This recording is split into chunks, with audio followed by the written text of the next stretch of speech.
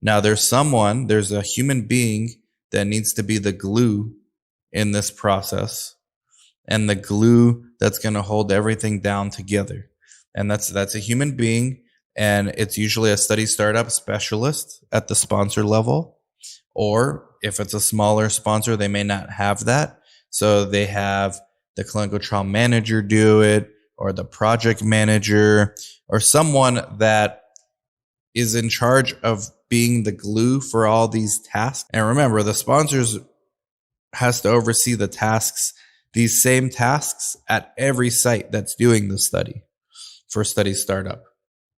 And they got to keep track of what's happening with the contract and budget negotiation. So at the sponsor, it's either a study startup specialist, a project manager, a clinical trial manager, someone like this. These are easily could be considered leadership positions. Even the startup specialist, although at the larger CROs, the startup specialists, you don't really think of them as leadership roles, but at the sponsor level, you do. And why are they leadership roles? Because they're actually telling sites.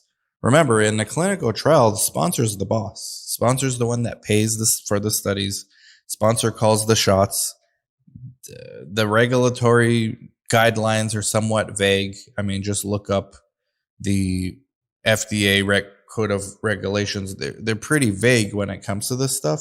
So the sponsors really make the rules within the context, within the framework of the FDA guidelines, and the sponsors' rules are generally a lot stricter because they have to make sure they're the ones at the end of the day that are going to have to justify to the FDA why they made the decisions they made.